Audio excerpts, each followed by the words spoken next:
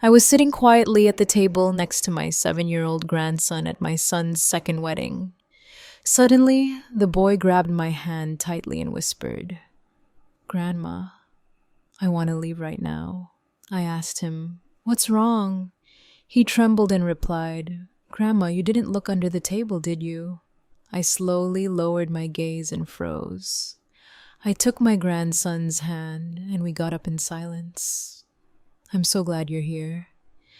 If you're watching this video, please like and subscribe to the channel and tell me in the comments where you're listening to my story of revenge from.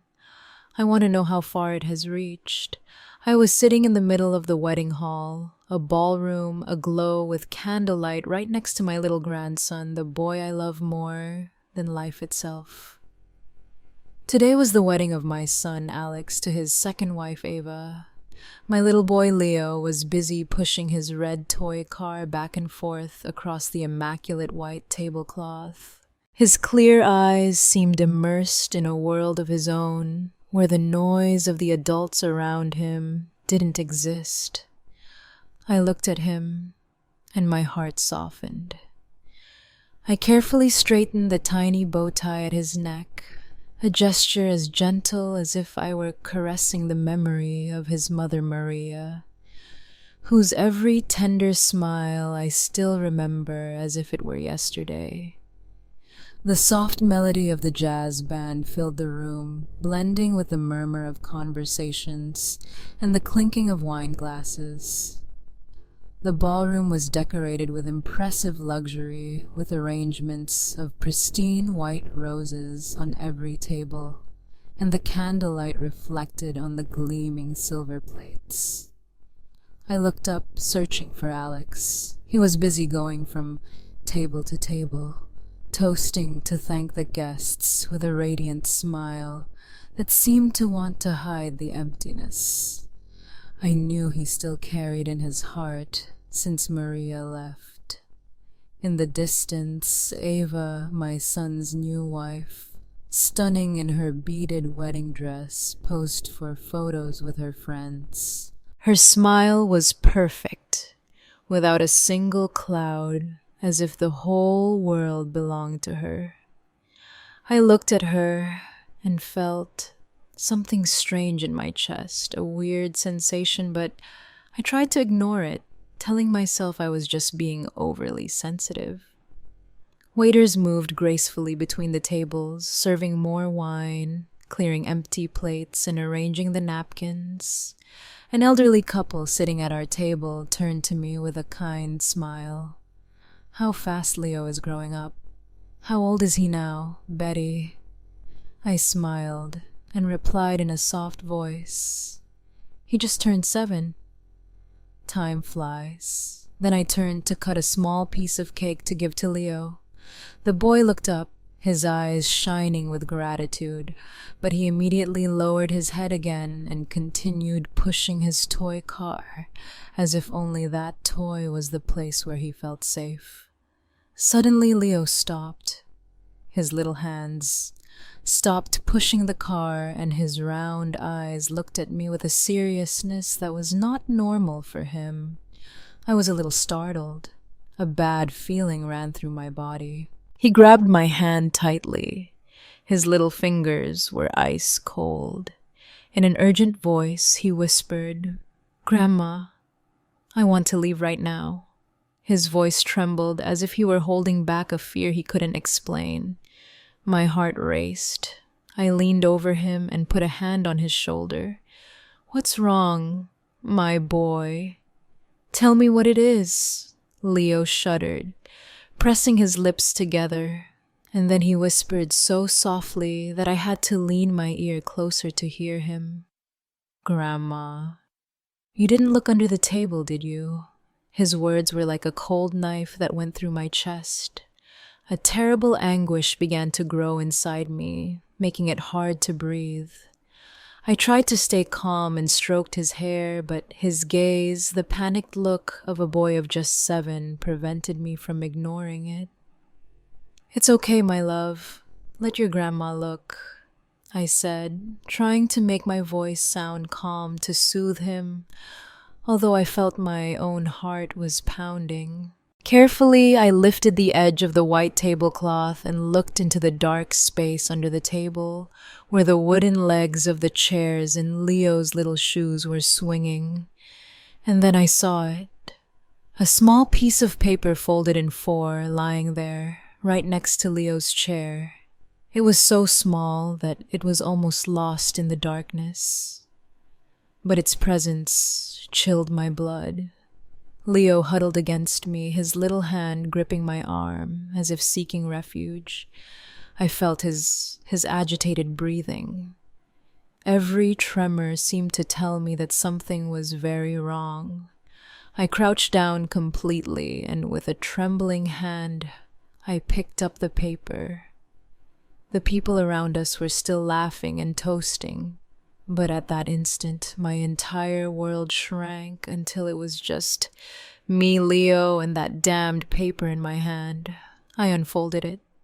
The dim candlelight on the table was enough to read the scribbled words. Table 8, add shrimp to the child's serving. A few words, but they were like a direct punch to my heart. I felt the blood turn to ice in my veins, and the air get stuck in my chest. Leo is severely allergic to shrimp, something my whole family knows perfectly well. A single piece of shrimp would be enough to put his life in danger. Who could have written this? Who could be so cruel right on my son's wedding day? I squeezed Leo's hand, feeling his little fingers tremble in mine. I stood up abruptly, not caring about the surprised looks from the people around me. The elderly couple nearby stopped talking and looked at me with concern. I hugged Leo with all my strength, as if I feared he would vanish if I let him go. The laughter and music continued, but for me, everything had become a heavy, suffocating silence. Memories of other times flooded my mind, taking me out of that gleaming wedding hall and back to the years when our family was whole. I once thought my son's home would always be filled with laughter. But life, like a sudden gust of wind, extinguished that flame of happiness, leaving me with scars that would never heal. I remember Maria, my first daughter-in-law, like I remember the morning sunlight streaming through the window at dawn. Her smile was tender and warm. She always made me feel like I was in the arms of a true daughter. Maria never raised her voice, never did anything that worried me. She was one of those people who just by looking at them made you feel at peace. I still remember those very windy afternoons in the suburbs of Phoenix when I would arrive at Alex and Maria's little house. The laughter of Leo, who had just started to walk, echoed in the backyard as he chased a colorful rubber ball. Maria would be on the porch with a basket of freshly picked vegetables, smiling as she watched her son. "Mom, Betty, try the chili I made. See what you think," she would often say to me, her voice full of pride, as she placed the warm bowl in front of me. I would sit there eating and talking with her about simple things, while Leo crawled on the floor, clinging to an old toy car. But the most beautiful and also the most painful memory is the night Leo became very sick. He had a very high fever. His little body burned, and his eyes could barely open with no strength left, even to cry.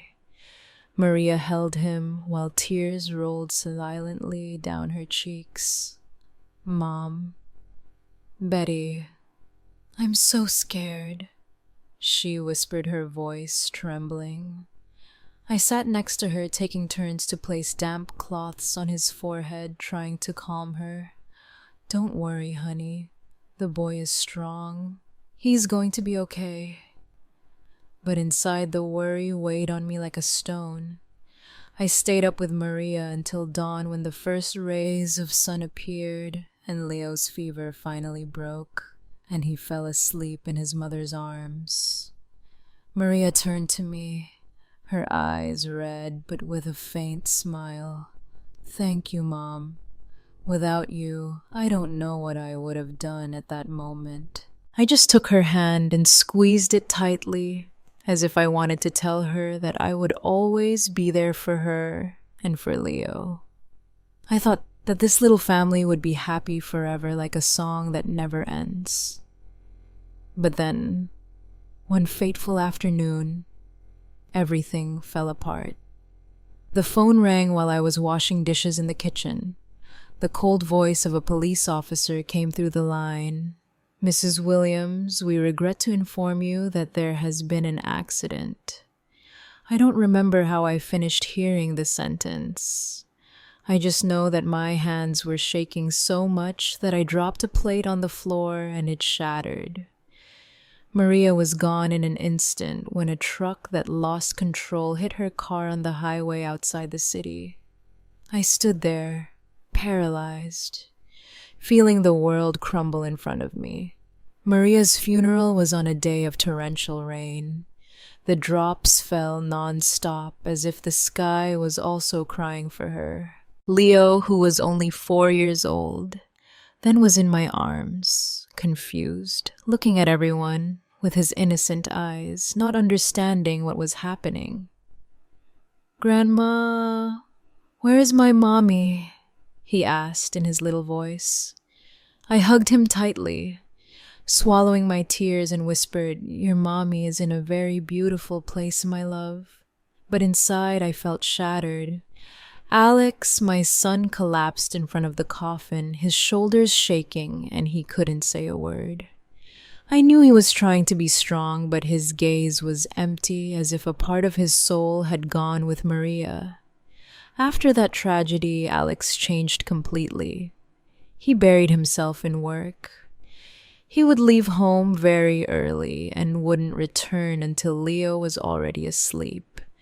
I understood that he was running away, trying to fill that immense void in his heart with endless days of work. But Leo, my poor boy, suffered the most. He started talking less. His gaze was often sad, as if he was waiting for a miracle that would bring his mother back. I became his only support. I took him to school every morning and sat by his bed every night to rock him. "Grandma, tell me a story about my mommy," he would often ask me. And I would tell them to him in a choked voice, talking about the times Maria sang to him to sleep, how she cut his fruit into little pieces to make him his favorite dessert. Each story was an attempt to keep Maria's image alive in Leo's mind and in my heart. Lucy, my adopted daughter, also became an essential part of those days. With her warm heart and skilled hands, she would come to the house, often bringing coloring books or cookies she had baked herself. Lucy loved Leo as if he were her own little brother. She would carry him, teach him to read, or sit for hours with him at the table to help him with his clumsy drawings. "Look, Leo, your house turned out prettier than mine," she would say, laughing in her voice as clear as a bell. But sometimes I would catch Lucy looking at Alex when he entered the house in silence after a long day of work. It was a deep look that contained something more than a simple sibling affection. I saw it, but I decided not to say anything. Maybe I was afraid that if I brought up the subject, I would break the fragile stability of what was left of our family. Alex's house slowly became devoid of laughter. But thanks to Lucy and Leo, the family flame remained lit, even if it was weakly. I did everything possible to keep that flame from going out. But in the depths of my heart, I knew that both Alex and I lived with wounds that had never healed. Every time I saw Leo sleeping, I saw Maria's features on his little face, and my heart would ache again. The memory of that afternoon is still as clear in my mind as if time had not passed. I was sitting in my small living room, listening to the sparrows singing in the yard with a heart full of mixed feelings. It was the first time my son Alex was bringing Ava home to introduce her. I tried to open my heart. I tried to see this young woman through the eyes of a mother who wants her son to find happiness again after so much pain. But deep down, I couldn't shake a feeling of unease, like a cold wind that made me shiver. That afternoon, Alex arrived later than usual. I was in the kitchen preparing the tacos that Leo loves so much when I heard the door open. Alex came in with a strange glow on his face. His eyes lit up as they were in his youth when he used to talk about Maria with a passion he couldn't hide. "Mom," he said in a choked voice, leaning against the doorframe, "I want you to meet someone." I stopped what I was doing and looked at him. Feeling a bit of nervousness. "Someone special?" I asked, trying to keep my voice calm. Alex smiled a smile I hadn't seen in a long time. "Yes, you're going to like her very much," he said, full of confidence. I nodded. I wiped my hands on my apron, trying to hide the worry that was starting to grow in me. After Maria, I wasn't sure anyone could fill the void she left, not only for Alex, but also for Leo and for me. That night, Ava appeared. She entered my house in an elegant light blue dress, her hair perfectly styled in waves that framed her face, and her lips painted a soft red that curved into a smile. That smile, I must admit, was charming, as if she had rehearsed it to please anyone. "It's a pleasure to meet you, Mrs. Williams," she said, in a sweet voice, bowing her head slightly. I returned her smile, invited her in, and served her a cup of hot, aromatic coffee. "Your house is so cozy," Ava said as her eyes scanned the family photos hanging on the wall where there was one of Maria hugging a very tiny Leo. I nodded and thanked her, but her eyes lingered on that photo longer than I would have liked, and I wasn't sure if I liked that. Dinner went on in an atmosphere that I tried to make as friendly as possible. I placed the dishes I had prepared all afternoon on the table. Tacos wrapped in corn tortillas, a plate of enchiladas with red sauce, and a fresh salad with mango, Leo's favorite dish. Alex sat next to Ava, his eyes never leaving her. His happiness was visible in every gesture. "Mom, Ava works in marketing at my company. She's very good at what she does," he said, his voice full of pride. Ava smiled. She served me an enchilada with a delicate but calculated movement. "Mrs. Williams, this is delicious. You have to teach me how to make it," she said, giving me a friendly look. I smiled and responded politely, but a small part of me remained uneasy. There was something about the way she spoke, the way she laughed, that made me feel like I was watching a very well-staged play. Leo, my grandson, was sitting at the head of the table, strangely quiet. He, who normally wouldn't stop talking about school that night, just picked at his food without lifting his head once. I noticed that he was avoiding Ava's gaze, as if he was trying to hide in a safe corner. Ava leaned over, took a chocolate bar from her purse, and placed it in front of Leo with a radiant smile. "This is for you. It's very good, Leo," she said in a voice as sweet as if she were trying to win him over. But Leo remained still, his little hands gripping his silverware, and then he simply turned his face away without touching the chocolate. I saw a flash of fear in his eyes and felt as if my heart would shrink. Alex frowned, about to scold his son. "Leo, what's wrong with you? Ava is giving you some candy." I quickly intervened. "It's nothing. He's probably a little tired." "Leave him be, son," Alex sighed but didn't say anything else, and turned to serve Ava more wine as if he wanted to lighten the mood.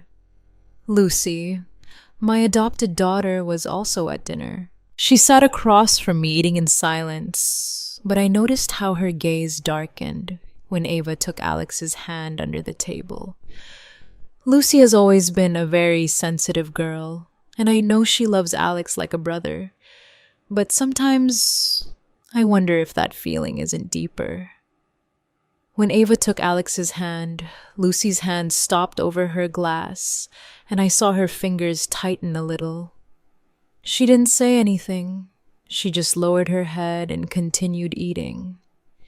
But that silence was heavier than any words. I wanted to ask her. I wanted to understand what was making her sad, but I knew it wasn't the right time. After dinner, Ava insisted on washing the dishes, even though I refused several times. "Mrs. Williams let me rest," she said with overflowing enthusiasm. I reluctantly agreed and watched her go into the kitchen, roll up her sleeves, and hum a cheerful tune while she cleaned. I must admit that she did everything impeccably. The dishes were neatly stacked and the sink was sparkling. For a moment I thought, this girl seems very caring. But then when I went out into the living room, I saw Leo sitting coloring with his little hands clutching a crayon. Ava approached and sat down next to him, praising him. "You draw so well, Leo. What is it? Let me see."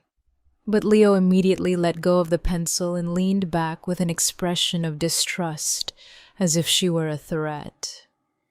Ava glanced at me and quickly forced a smile, as if to cover up the awkward moment.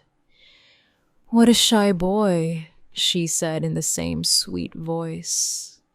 But I saw something strange flash in her eyes. Alex, meanwhile, didn't seem to notice anything out of the ordinary. He was busy serving more wine, telling funny anecdotes from work, and laughing loudly every time Ava told a joke. The introduction ended with my son completely satisfied seeing Ava off at the door, with his eyes fixed on her as if there was no one else in the world. I stood there watching them walk away with a strange feeling in my heart, as if something wasn't quite right. Time passed, and Ava gradually became a part of our lives. One weekend morning, with the bright California sun flooding the living room through the windows, I was knitting a scarf when Ava appeared, smiling from ear to ear. "Mrs. Williams, I want to take Leo to the park today. Is that okay?" she asked, her voice full of enthusiasm. I looked at Leo, who was on the floor playing with his wooden blocks, his face expressionless. "Of course, I'm sure he'd love it," I replied, forcing a smile. Even though I felt a little doubt inside, Alex had gone to work, and I thought maybe a little fresh air would do Leo good. Ava took Leo's hand and led him toward the door, while I watched them go with a strange heaviness in my heart. When they returned, Ava came in with a triumphant smile. He had so much fun. He wouldn't stop going down the slide, and he even asked for another ice cream. She recounted, her voice full of excitement. But when I looked at Leo, I saw that his shirt was dirty with some dried dirt stains on the blue fabric that I had ironed myself that morning. He was silent with his toy car in his hand, without saying a word about his outing. "Did you have fun, my boy?" I asked, crouching down to stroke his hair.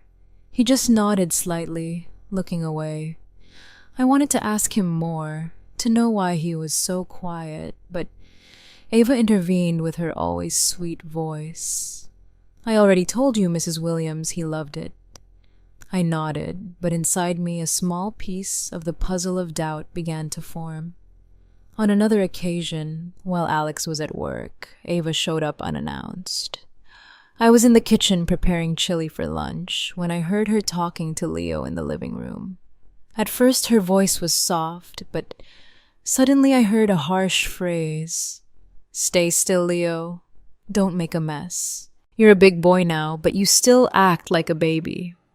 I stopped dead in my tracks, my hands still over the onion I was chopping, and a chill ran through my body.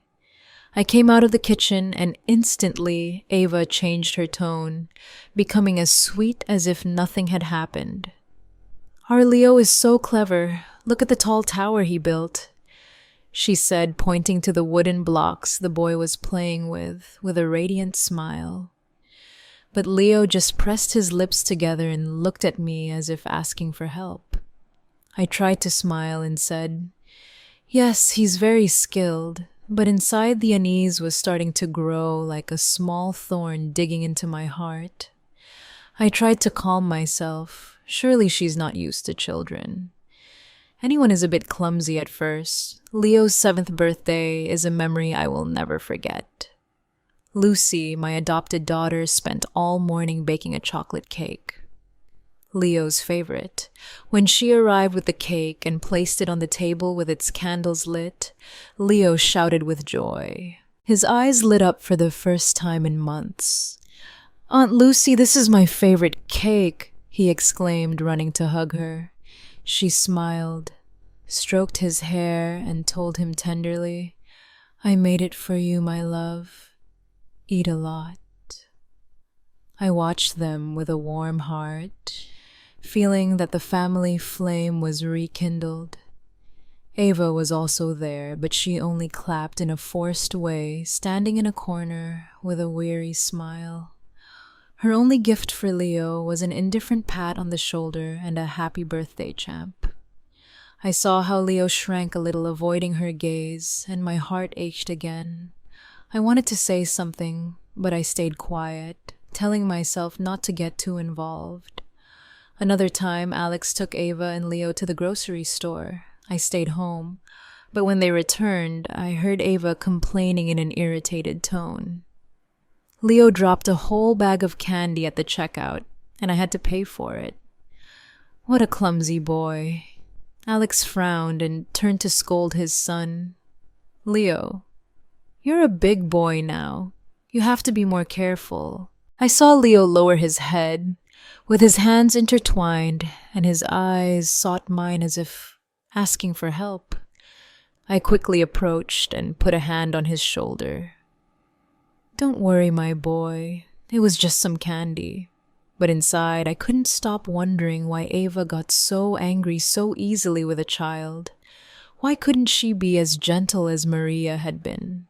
One afternoon, when I went to pick up Leo from school, his teacher took me aside and said in a low but concerned voice, "Mrs. Williams, lately, Leo has been talking less and seems very withdrawn. Is something happening at home?" I froze, but I tried to downplay it. "I'm sure it's just the changes, Mrs. Davis. Don't worry." But on the way home, Leo tugged on my blouse and said in a trembling voice, "Grandma, I don't want to go home with Miss Ava." I stopped and knelt down to look into his clear eyes, my heart feeling squeezed. "Why do you say that, my love? Miss Ava loves you," I said. But as soon as I said it, I knew I was wrong. Leo shook his head with firm determination in his gaze. "No, Grandma. She doesn't love me." I stroked his hair, trying to calm him, but inside, I couldn't deny that the boy was telling the truth. Lucy, who was nearby, had heard everything. She turned away in silence, but I saw how her shoulders moved slightly, as if she were holding back a sigh.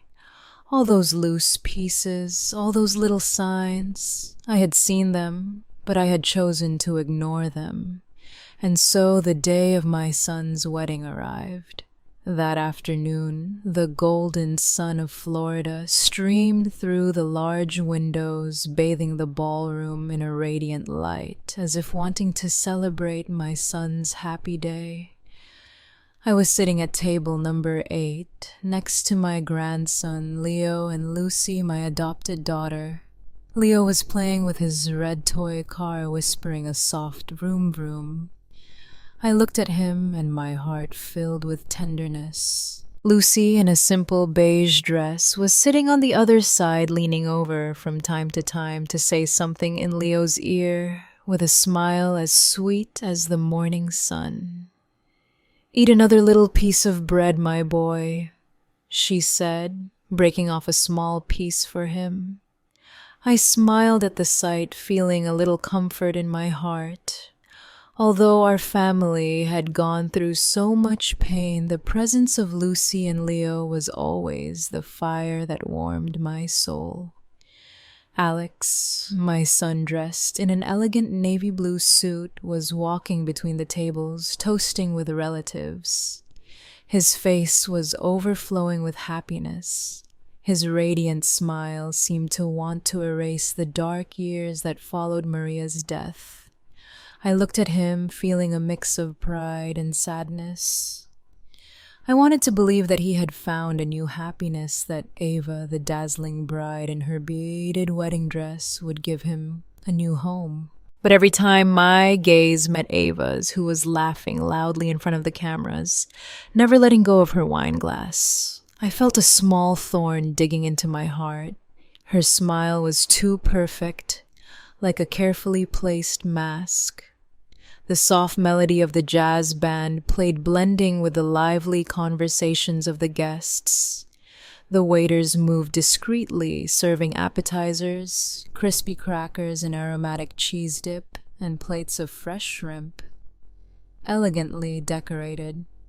I noticed that Leo only took a cracker and then carefully pushed the shrimp plate away.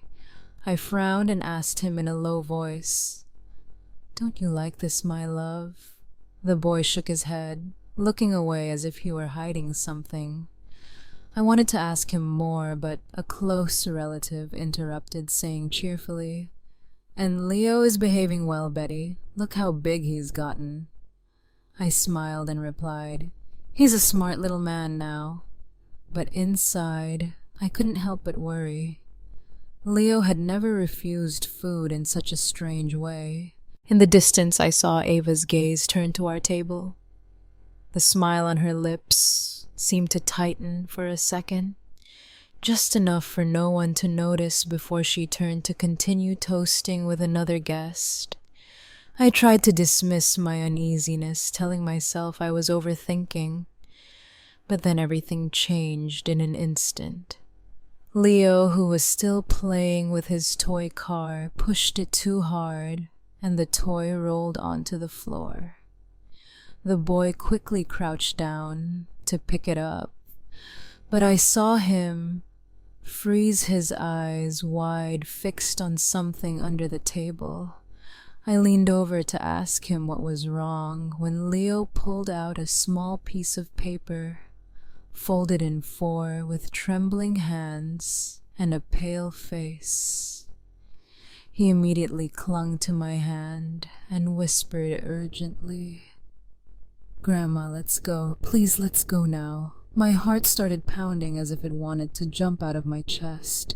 "What's wrong, my boy?" I asked, trying to stay calm, but Leo's panicked look prevented me from doing so. Trembling, he repeated that question that chilled my blood. "You didn't look under the table, did you?"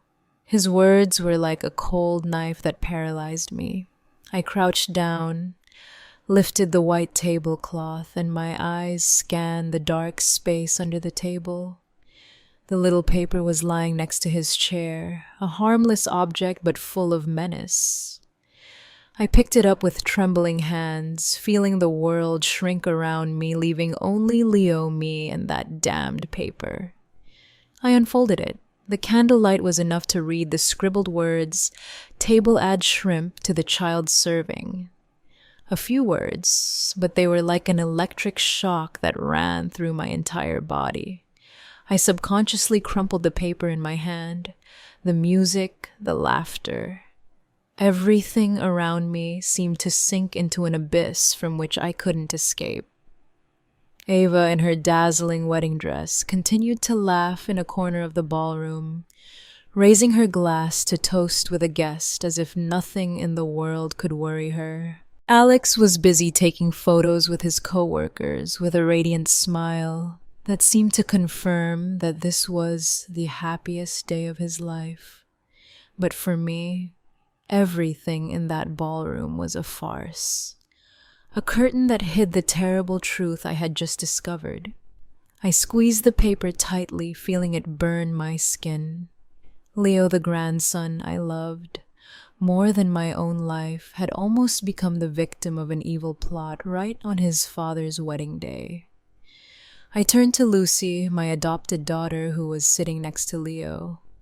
Her eyes were filled with concern when she saw my expression. "Take care of Leo, please," I said, trying to stay calm, although I knew I couldn't hide the tremor in my voice. Lucy nodded, pulling Leo closer to her and hugging him tightly like a protective shield. "Where are you going?" she asked me in a low voice, but full of anguish. I just shook my head without answering because I didn't even know what I was going to do next. I quickly went out into the hallway, my legs heavy as if they were carrying lead, but with my heart pounding, urging me to act. Near the bar, I saw a group of waiters chatting. Their laughter sounded like a painful contrast to the storm that was raging inside me. I recognized David, the young man who had brought the food to our table several times. He had a kind face and a friendly smile, but at that moment, I couldn't think about that. I walked straight up to him, put the paper in his face, and asked in a firm voice, "Do you know who sent this paper?" David looked at the paper and his face changed instantly. His carefree smile turned into an expression of panic. "My God, this is my paper." He stammered, his hands trembling as if he wanted to snatch it from me.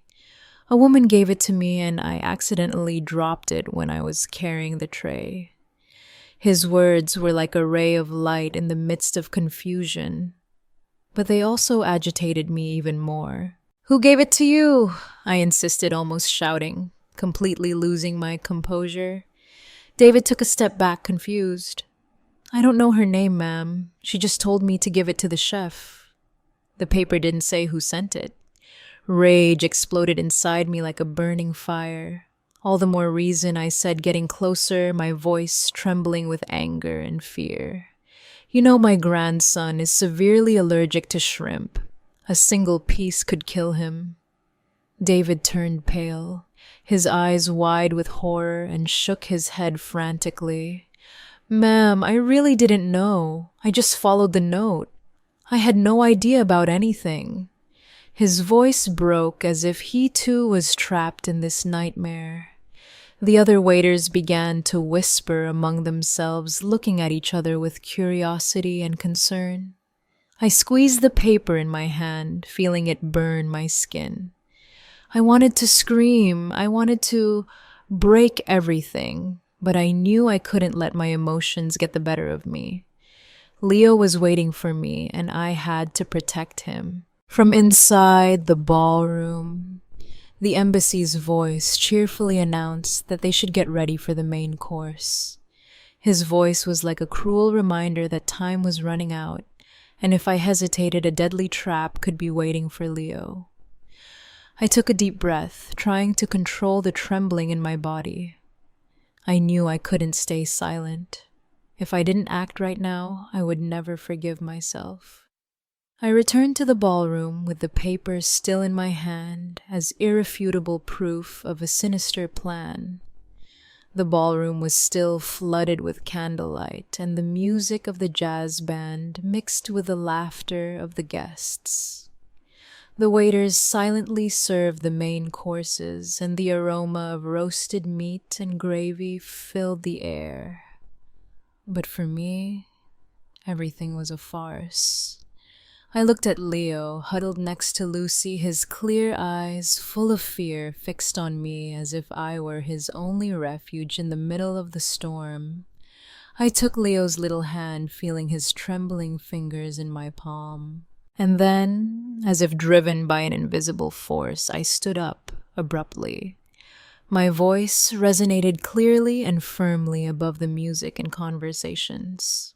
One moment, please, before we begin to eat. I have something to clarify. The whole ballroom fell silent, as if time had stopped. All eyes were on table 8, where I was standing with Leo by my side, and Lucy sitting with a spark of determination in her eyes. The clinking of glasses ceased, the murmurs died down, and I could only hear the pounding of my heart in my chest. I held up the paper. The words scribbled on it were an undeniable accusation. Who wrote this paper, asking for shrimp to be added to the food of the child at table 8? I asked, my voice trembling with indignation, but forcing it to be clear and sharp. Whispers began to be heard like small waves in a calm lake.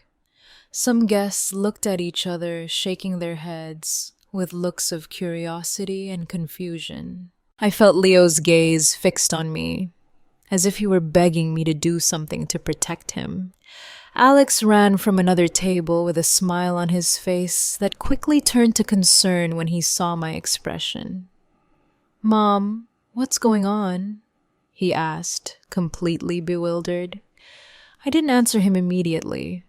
I just put the paper on the table and pushed it towards him. "Read it yourself," I said in a harsh voice, although inside I was a mess. Alex took the paper. His eyes scanned the words, and I saw his face turn pale and his hands tremble slightly. "What does this mean?" he asked, stunned, looking at me, and then at Leo as if searching for a logical explanation. Ava, in her dazzling wedding dress, approached, frowning with a perfectly feigned surprise. "What is all this? Some kind of bad joke?" she said in a soft voice, but I noticed a flash of panic in her eyes. I looked at her directly in the eyes, my heart gripped by anger and fear. "My grandson is allergic to shrimp," I said, my voice trembling with indignation. "This is not a joke. This is an attempt at murder." My words fell like thunder, plunging the ballroom into a deathly silence.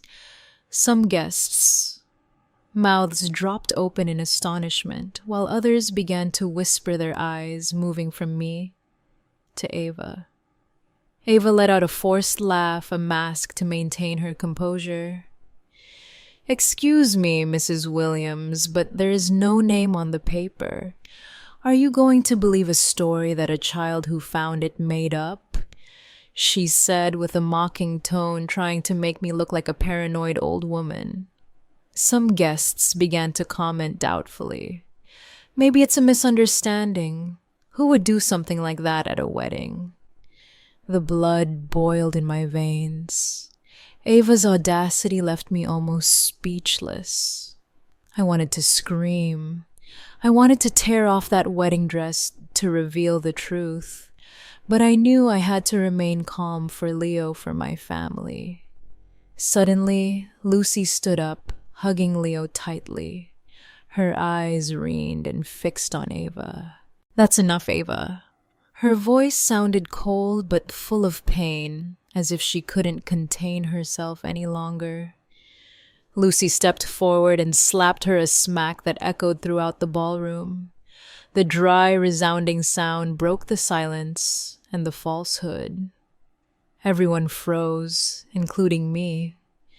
Ava put a hand to her cheek, her eyes wide with shock, and then turned to Alex, sobbing.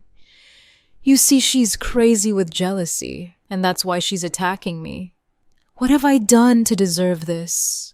Lucy didn't back down, her fists clenched and her voice broken with rage.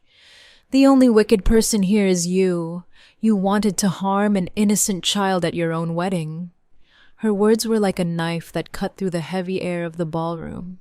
The looks of doubt began to center on Ava, and I saw her freeze, her false smile fading. Alex was motionless. His gaze went from me to Lucy and Ava as if he were trapped between two worlds. "Lucy, calm down," he said in a trembling voice, but I knew he was no longer sure who to believe. The murmurs of the guests grew like a tide that carried all eyes toward me, toward Ava, and toward Leo, my little grandson, who was trembling in Lucy's arms. Ava tried to maintain her false calm, but I saw her hands shake when she spoke. This is a slander. I'm sure someone put that paper there to ruin our wedding. Her voice was sharp, but I noticed the panic in her eyes, as if her perfect mask was starting to crack. I couldn't stand her audacity anymore. The anger inside me exploded like a fire that consumed all my patience.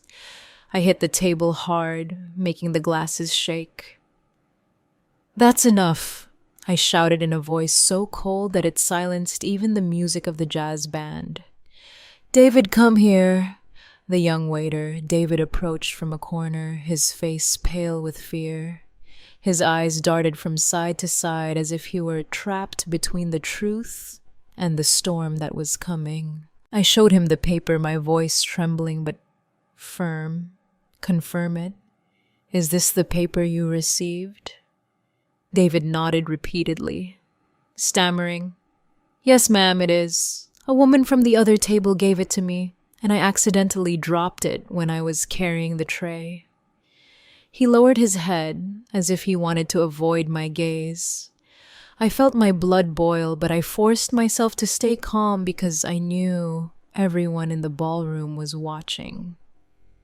Ava hurried to interrupt in a sharp, almost desperate voice. "You're mistaken.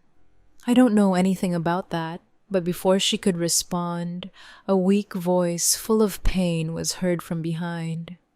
Gloria, Ava's younger sister, burst into tears and stood up from her chair. "It wasn't my sister Ava who gave me that paper," the young woman said, trembling as tears ran down her cheeks. "She asked me to give it to the waiter. I swear I didn't know what was inside." A murmur of astonishment ran through the ballroom. "My God, I can't believe it. How is that possible?" I looked at Gloria and my heart softened. She was barely 18 years old. Her eyes were red and full of confusion, as if she too was trapped in this nightmare. Ava turned abruptly and yelled at her sister, her face disfigured with anger. "Shut up, Gloria. How dare you make up lies to harm your own sister?" Her voice was sharp, but I saw her lips tremble as if she were struggling to hide the truth. Gloria backed away, trembling from head to foot, and said between sobs, "I'm not lying, sister. I just did what you asked." Her words were like a dagger that went through Ava's falsehood, leaving the entire ballroom in a state of shock. A close older relative shook his head, his voice choked. How is it possible to not even spare an innocent child? In the midst of the chaos, Lucy stepped forward, hugging Leo tightly, and said, in an icy voice, "If you keep denying it, we can ask to check the security cameras in the ballroom. Everything will be cleared up in a moment." Her words were like a stone thrown into a lake, causing waves of panic. Ava's face turned ashen, her lips tightened, and her gaze desperately sought an escape. But there was no escape now. She didn't say another word, and that silence for me was the clearest confession of all. Alex froze his hand trembling on Leo's shoulder, looking in horror at the woman he had just called his wife, Ava. His voice broke as if he were trying to cling to the hope that it was all a misunderstanding. But his gaze, moving from the paper to Leo, said it all. I saw how his heart broke just like mine had when he discovered the plot. And Uncle stood up and shook his head, disgusted. "It's unbelievable. Such wickedness on a day of celebration." His voice trembled as if he were holding back his indignation. After Lucy's challenge about the security cameras, a deadly silence took over the ballroom. Ava, the woman I once tried to accept as part of my family, stood there, her face pale and her lips pressed together, looking for one last excuse. But the truth was exposed, and she had nowhere left to run. Alex, my son, walked slowly toward her, his face tense and his eyes red, and asked her, "Ava, tell me the truth. Is it true?" His voice trembled as if he were begging for a glimmer of hope that it was all a mistake. But I knew that deep down, he also felt the painful truth. Ava took a step back, trying to force a twisted smile, but her eyes betrayed her panic. "You don't believe me," she said in a broken voice, as if trying to cling to the last drop of Alex's trust. "It's all their plan. I didn't do anything." But her words sounded weak, like a wind about to die out before a storm. I looked at her, my heart heavy with indignation and pain. This woman I thought would bring my son happiness was now standing in front of me, like a stranger, a danger I hadn't seen before. "Lucy," my adopted daughter put a hand on Alex's shoulder and said in a voice she was holding back with all her might. "Leo almost died because of this woman." Her words were as sharp as a knife. Ava yelled desperately, "Shut up! You're just a jealous intruder." But Lucy didn't move. She was trembling with rage, but stood firm like a shield for Leo. "How dare you call me jealous?" Lucy responded in an icy voice. "Look this child in the eyes and tell me you didn't try to hurt him." Leo clung to me, his little hand squeezing mine as if he feared being dragged into that nightmare. The guests began to stand up.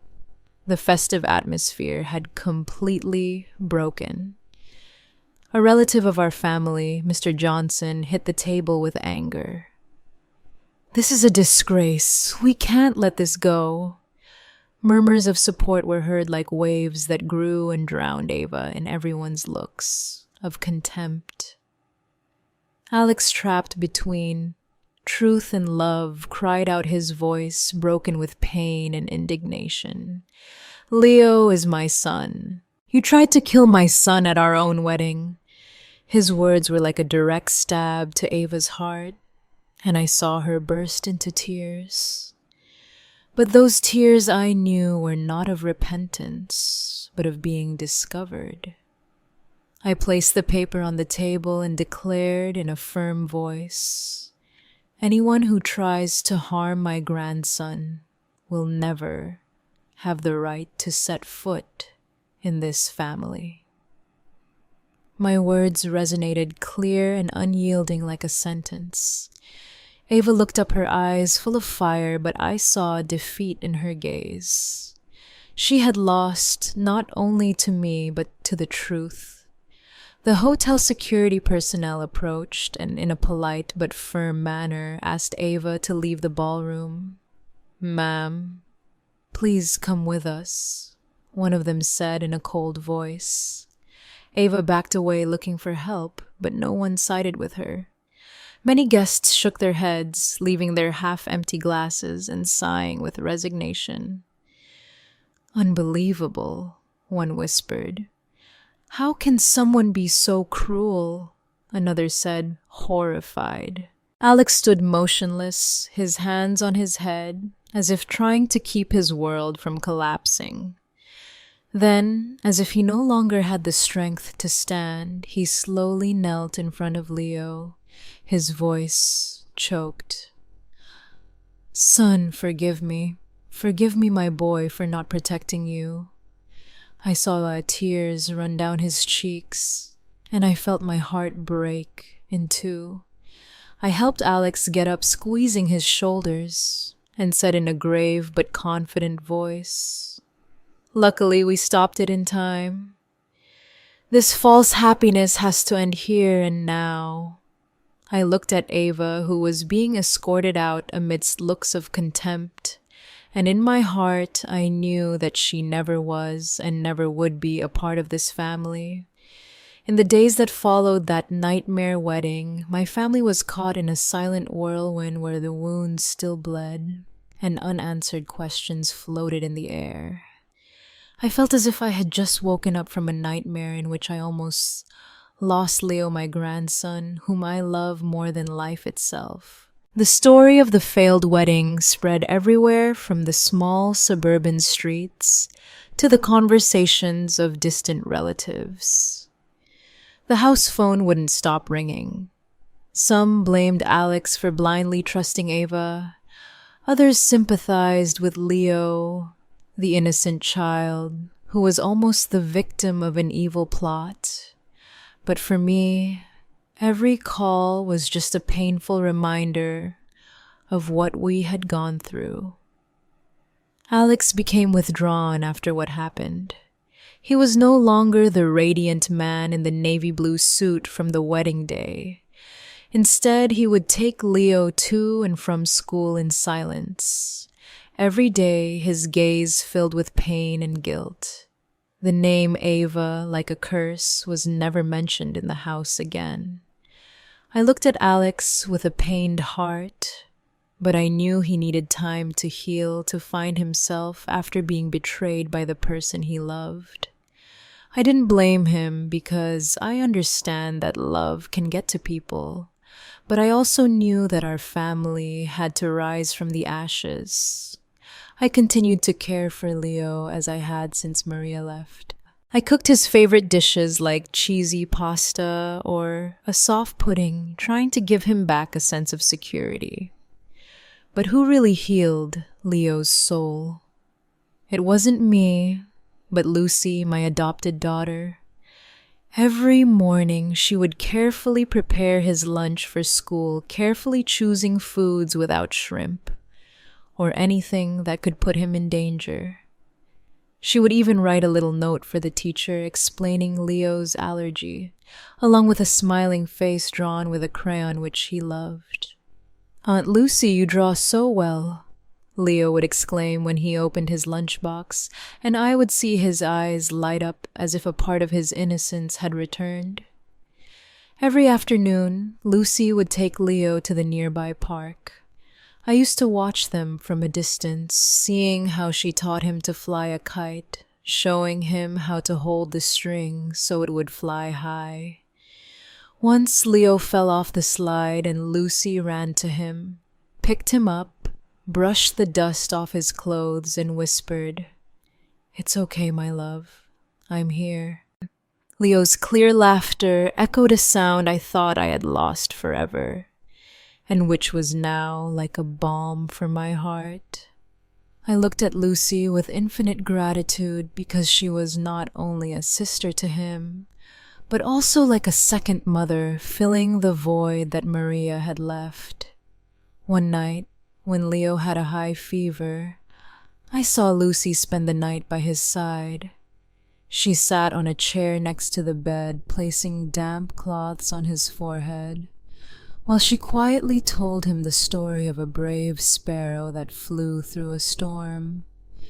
I stood at the door watching in silence, and I realized that Alex's gaze followed Lucy for a long time. It was a complex look, full of gratitude and remorse, as if he was realizing something he had ignored for a long time. I didn't say anything. I just retreated in silence, giving them their space. But in my heart, I began to hope that maybe there was a light at the end of our family's dark tunnel. One night during one of the rare dinners, where we were all sitting together around the table with the warm pasta I had prepared, Leo suddenly looked up, his clear eyes fixed on Lucy. "I want Aunt Lucy to be my mommy," he said in a soft but clear voice, as if it were something he had been thinking about for a long time. Everyone at the table fell silent. Lucy blushed and lowered her head, gripping the spoon as if to hide her embarrassment. Alex froze with tear-airy eyes, as if Leo's words had touched a very deep chord in his heart. I smiled. I put my hand on Alex's shoulder and said in a warm voice, True happiness, son, doesn't come from a dazzling wedding dress, but from a sincere heart that knows how to love. Alex looked at me, then at Lucy, and I saw a small spark of hope shine in his eyes. Time passed, and Ava disappeared completely from our lives like a toxic wind that had gone. Leo became a happy boy again, always stuck to Lucy with his red toy car and the drawing she made for him. I saw him running and playing in the yard, feeling a great relief, but also a pang of pain thinking about everything he had to go through. One day Alex took Lucy's hand. He suddenly stood in front of me in the living room and said in a trembling but firm voice, "Mom, I know I made a mistake. I was blind. I put Leo in danger. But this time, I don't want to let go of the person who has truly been by our family's side." Lucy lowered her head with flushed cheeks, but I saw a radiant smile on her lips. I nodded as tears silently rolled down my cheeks. "Son, the only thing I want is for you and Leo to be happy," I said in a choked voice.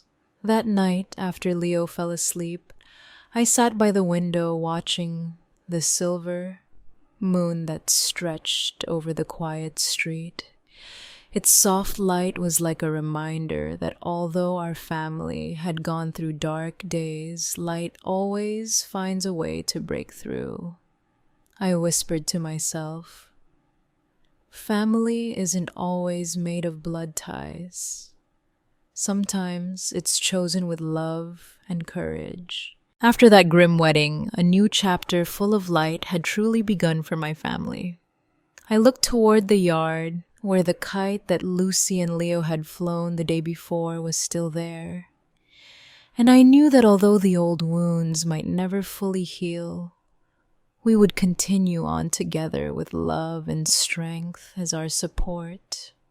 After going through all this, I understood something very important. That in life there are losses that cannot be replaced, betrayals that break the heart, but sincere love will always be the light that illuminates the way. Family is not only built with blood ties, but also with choices, with the courage to protect each other from darkness and danger. It is sacrifice and true affection that brings lasting happiness, not false appearances. I want everyone to remember to listen. You have to let your heart guide you, because sometimes a small gesture of attention can save a life, and it is kindness that gets us out of nights that seem to have no end. The story you have just heard has been modified in names and places to protect the identity of the people involved. We do not tell this to judge, but with the hope that someone will listen and stop to reflect. How many mothers are suffering in silence inside their own homes? I truly wonder if you were in my place. What would you have done? Would you have chosen silence to maintain peace? Or would you have dared to face everything to reclaim your own voice? I would like to know your opinion, because every story can become a candle that lights the way for others. God always blesses us, and I am sure that courage will lead us to better days. Meanwhile, on the final screen, I will leave you two of the channel's favorite stories. I am sure you will be surprised.